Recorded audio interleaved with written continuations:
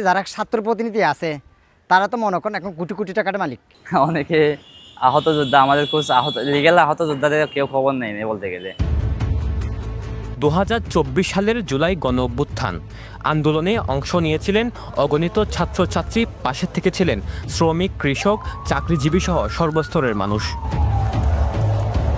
বিজয়ের মাধ্যমে আন্দোলনের সমাপ্তি ঘটে 5 আগস্ট।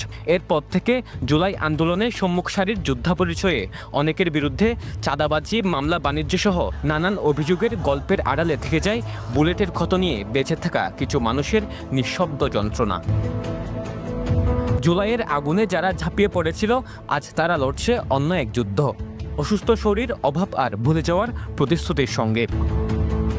এই চোখ দুটো একসময় ছিল আগুনের শিখা, আর প্রতিবাদের তেজে জ্বলত দাউ দাউ করে।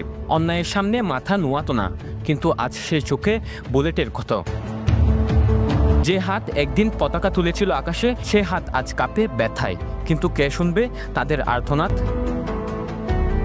এই টকবগে যুবক 2024 সালের 16 আগস্ট রাতে পুলিশের গুলিতে আহত হয়েছিলেন।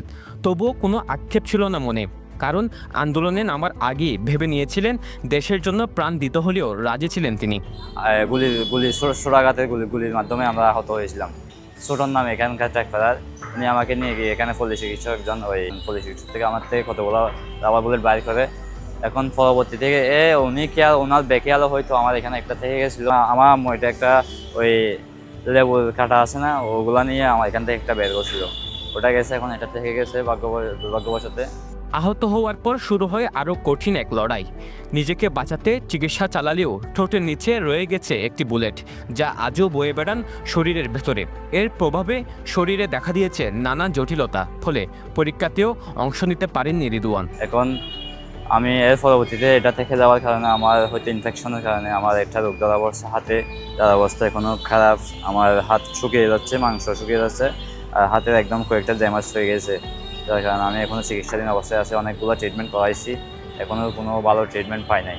পরীক্ষা দিতে পারি নাই, আমি তখন চিকিৎসারত ছিলাম, মানে যখন ওই টেস্ট পরীক্ষা ছিল তখন আর কি। এর পরবর্তীতে আমি দিতে পারি নাই পরীক্ষা। তবুও ছাত্র জনতার রক্তের উপর দাঁড়িয়ে থাকা সরকারের মন গলেনি। রিদওয়ানের মতো অসংখ্য ছাত্র পায়নি সরকারি কোনো সহায়তা। বর্তমানে রিদওয়ান একটি দোকানে চাকরি করে, যেখান থেকে পাওয়া বেতনে পড়ালেখার খরচ বহন করেন তিনি। মাঝে মাঝে জুলাইয়ের দিনগুলোর কথা মনে করে অঝোর কাঁদেন।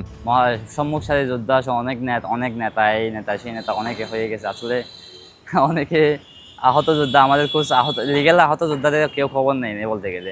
আমার এলাকার পার্শ্ববর্তী আরেকজন আছে সাইমন নামে, উনিও এখন আহত হয়েছিল। আমি আজকে খোঁজ খবর নিয়েছি ওনার, উনিও সেম আমার মতো বলতে গেলে আহত যোদ্ধা, কিন্তু ওনার কোনো খোঁজ খবর নেওয়া হয় নাই।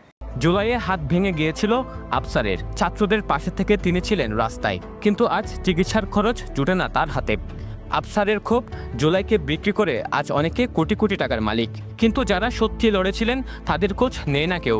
যারা ছাত্র প্রতিনিধি আছে তারা তো মনে করেন এখন কোটি কোটি টাকার মালিক। দিন শেষে আমরা যারা আহত হয়েছি, তারপরে আমাদের ট্রিটমেন্ট খরচ হয়েছে, এখানে চারিদিকে থানাতে গেছি, মামলাতে গেছি, এখানে দিনে যে এমন কোনো কি লোক নাই আমারটা জানে না যে এরকম।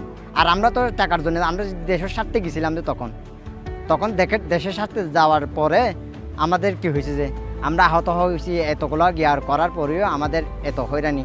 5 আগস্টের পর যাদের মুখে ছিল সম্মুখ সারির গর্ব, তারাও ভুলে গেছেন আহতদের নাম। জুলাইয়ে অংশ নেওয়া এসব মানুষের আজ ছুঁয়ে যায় কেবল হাহাকার আর অবহেলার ছায়া। তারা কিভাবে রাখবে ভাই? তারা এখন বালিয়াড়ি গাড়ি নিয়ে, লাইসেন্স নিয়ে, বিভিন্ন কিছু নিয়ে, ইস্যু নিয়ে, দুর্নীতি নিয়ে, টাকা দিলে ওখানে, টাকা দিলে এক পক্ষ থেকে আরেক পক্ষ হওয়া যায়, এদের কাজ তো এগুলা। এরা কি করবে যে? এবং আমাকে চিনা যে এমন একটা লোকও নাই, চিনে কি লাভ ছিল? আমি তো সবাইকে বলছি, কিছু রেসপন্স করতে করে নাই। জুলাইয়ের গল্প কেবল বিজয়ের নয়, এটি সেই তরুণদের গল্প যাদের ক্ষত আজও বলে স্বাধীনতার মূল্য কেবল জয় নয়, বেঁচে থাকারও এক লড়াই। সরোয়াজ সাকিব, পেনুয়া নিউজ।